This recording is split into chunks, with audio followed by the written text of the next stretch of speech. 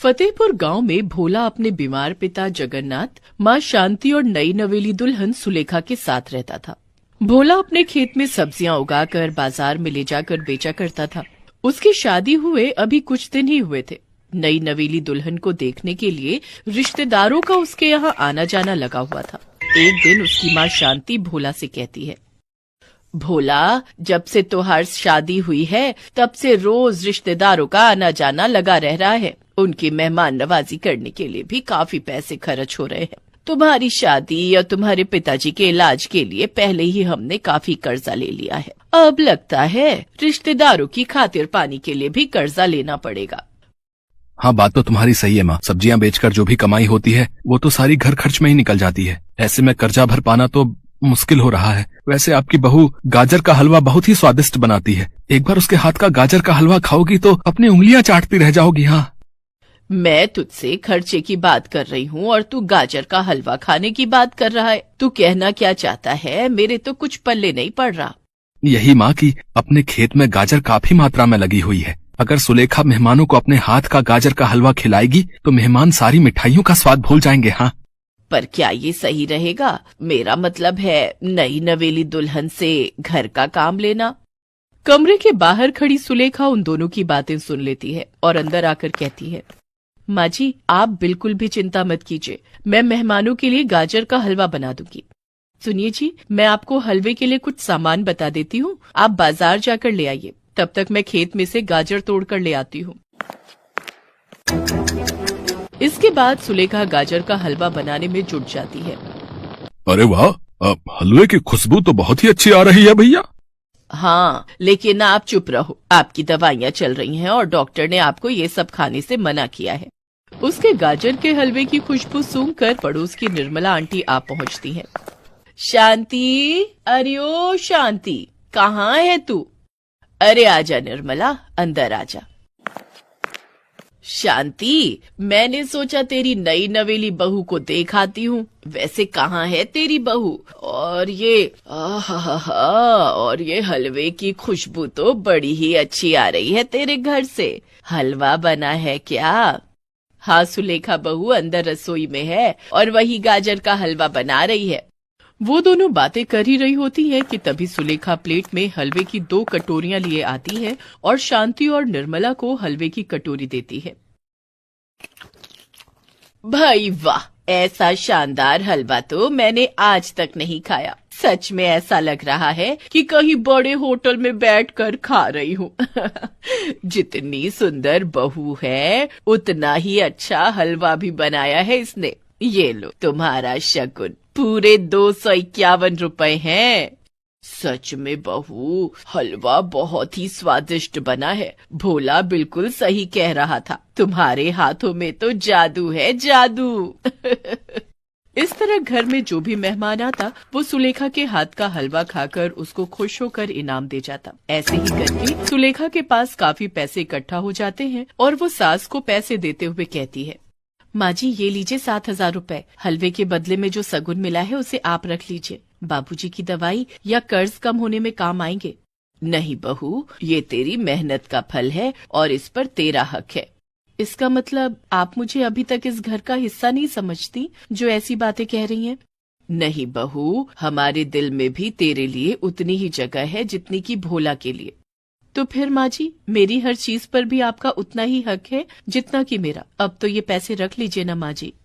उसके ये कहने पर शांति वो पैसे रख लेती है। ऐसे ही समय बीतता जाता है। एक रोज भोला सब्जियां बेचकर वापस घर की तरफ लौट रहा होता है कि तभी एक तेज रफ्तार बस उसे टक्कर मारकर चली जाती है और उसे चोट लग जाती है। तभी वहाँ एक बड़ी सी कार रुकती है। उसमें शहर का बहुत बड़ा बिजनेसमैन राजवंश भंडारी बैठा होता है। गरीबों की मदद करने से वो कभी पीछे नहीं हटता। वो अपने ड्राइवर के साथ भोला को उठाता है और अपनी कार में बिठाकर हॉस्पिटल ले जाता है। भोला का चेकअप करने के बाद डॉक्टर राजवंश भंडारी से कहता है, इसके दाहिने हाथ की हड्डी फ्रैक्चर हो गई है और मैंने प्लास्टर कर दिया है, लेकिन इसे पूरी तरह ठीक होने में समय लगेगा।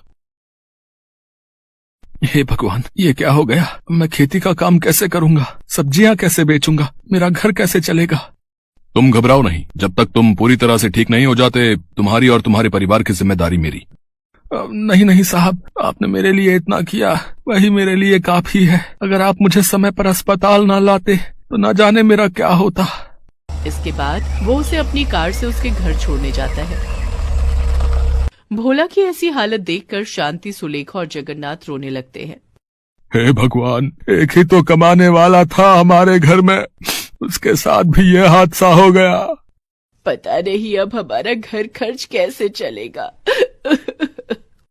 उसके घर की ऐसी हालत देखकर राजवंश को उन पर बहुत दया आती है और वो 10,000 रुपए शांति को देते हुए कहता है, माँ जी, ये कुछ पैसे हैं, इन्हें रख लीजिए, आपके काम आएंगे।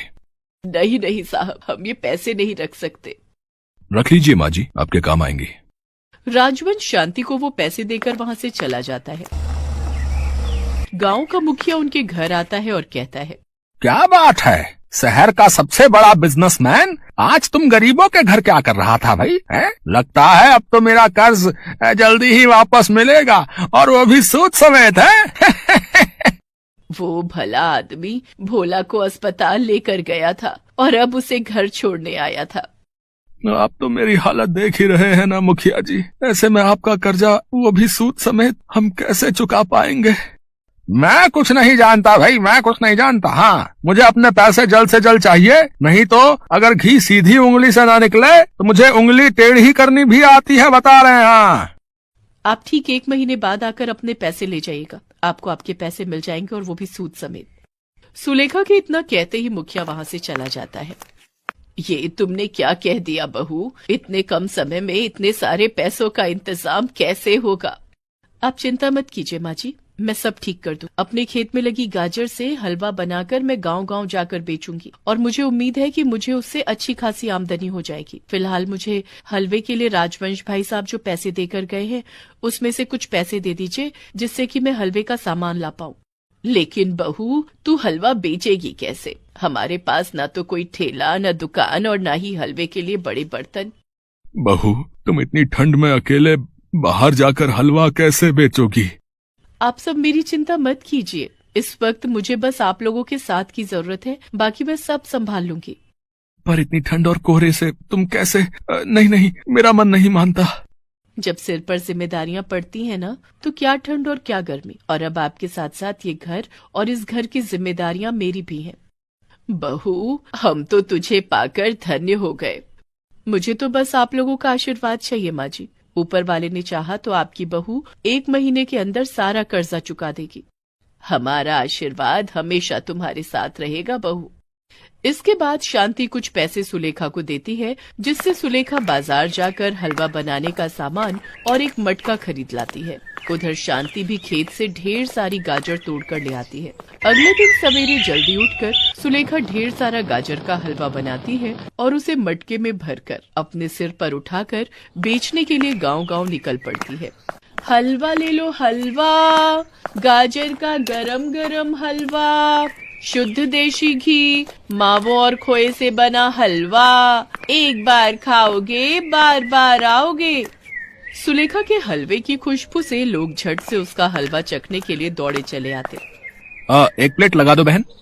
हाँ हाँ, अभी लो। वाह वाह वाह, कितना स्वादिष्ट हलवा है। आज माँ के हाथों के हलवे की याद आ गई। ये लो पूरे 100 रुपए। लेकिन हलवा तो 40 रुपए का है साहब। बहन जी, इस स्वादिष्ट हलवे के लिए तो 100 रुपए भी कम है। अगर यही हलवा मैं किसी रेस्टोरेंट में बैठकर खाता तो उसके 300 या 400 रुपए देने पड़ जाते मुझे। रखो रखो, ये तुम्हारी मेहनत के हैं, रखो। आपका बहुत बहुत शुक्रिया साहब। धीरे धीरे और भी ग्राहक सुलेखा का गाजर का हलवा खाने लगे। कुछ ही दिनों में वो मटका गाजर हलवा वाली के नाम से मशहूर हो गई। सुबह से शाम तक उसका सारा हलवा खत्म हो जाता, लेकिन ग्राहकों की भीड़ कम होने का नाम नहीं लेती। उसने महीने के अंत तक अच्छे खासे पैसे इकट्ठे कर लिए थे। माँ जी, मुखिया कल आता ही होगा। ये उसके कर्ज के पैसे हैं और ये उसका मोल, उसको दे देना।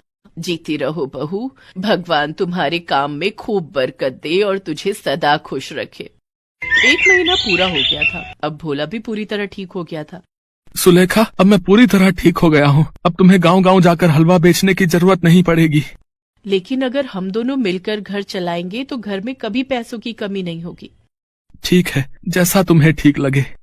इसके बाद दोनों मिलकर एक एक ठेला खरीद लेते हैं। जहाँ एक तरफ ठेले पर भोला अपने खेत की सब्जियां बेचता, वहीं उसके बगल में सुलेखा मटके वाला गाजर का हलवा नाम से अपना ठेला लगाकर हलवा बेचती। अब उनके पैसों की कमी दूर हो चुकी थी और वो दोनों खुशी खुशी मिलकर साथ साथ अपना काम करते।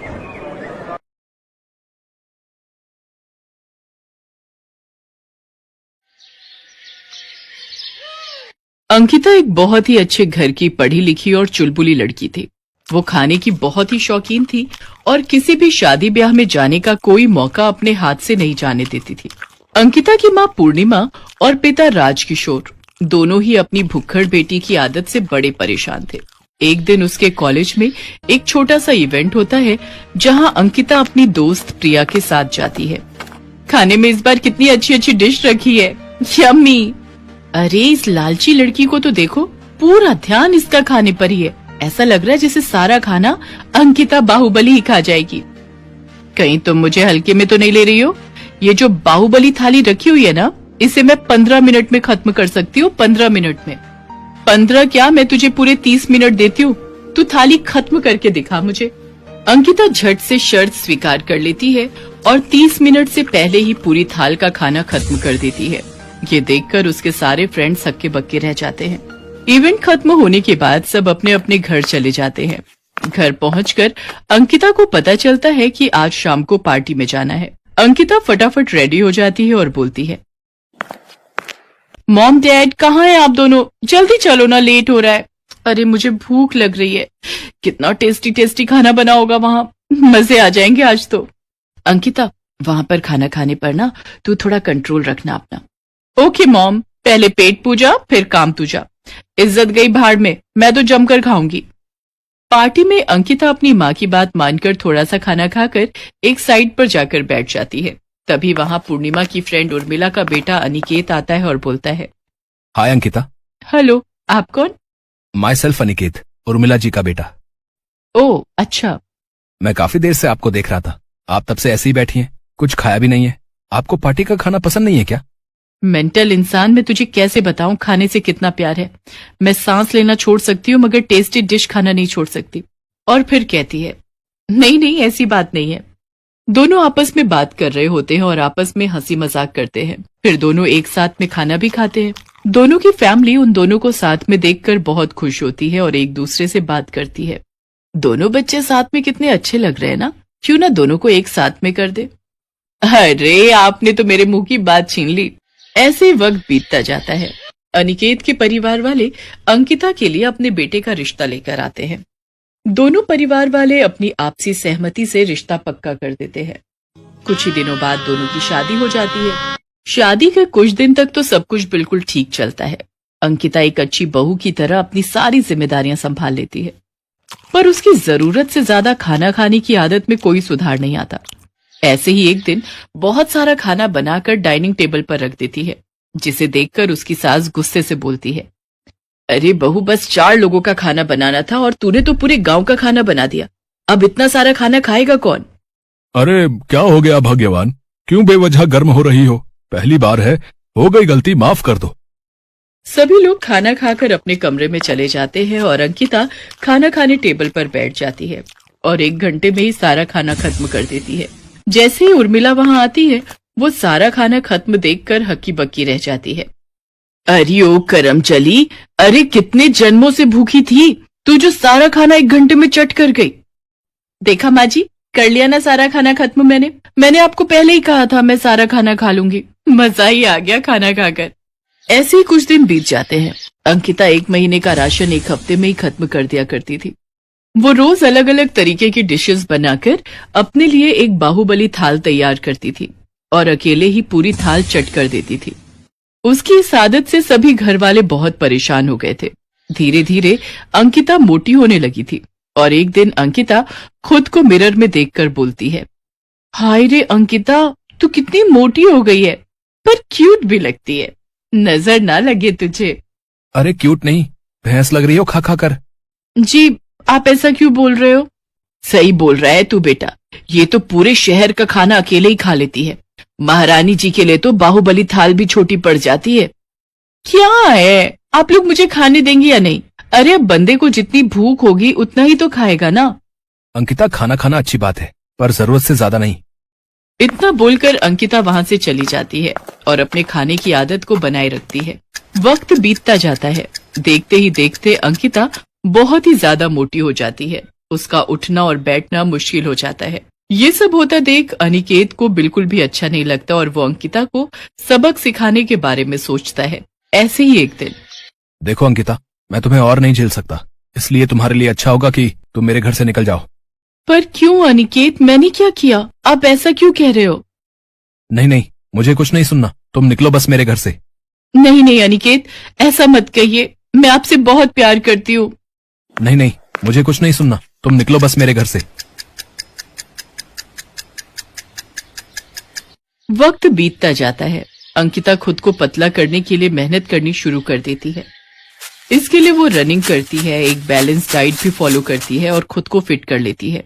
जिसके बाद वो अपने ससुराल वापस जाती है और उसे देखकर उर्मिला और अनिकेत के होश उड़ जाते हैं। अरे, गन्ने के जूस की मशीन से निकल कर आई है क्या तू? इतनी पतली हो गई तू तो। सासू माँ, मुझे माफ कर दीजिए, मेरी ज्यादा खाने की आदत की वजह से आप सबको बहुत परेशानी हुई, पर अब तो मैंने खुद को मेंटेन कर लिया है। अनिकेत जी, अब तो आप मुझे अपनी लाइफ में एक्सेप्ट करेंगे ना? पागल, मैंने तुम्हें छोड़ा ही कब था? वो सब इसलिए कहा था ताकि तुम्हारी ओवर ईटिंग की आदत से छुटकारा दिला सकूं। आई लव यू मेरी पगली।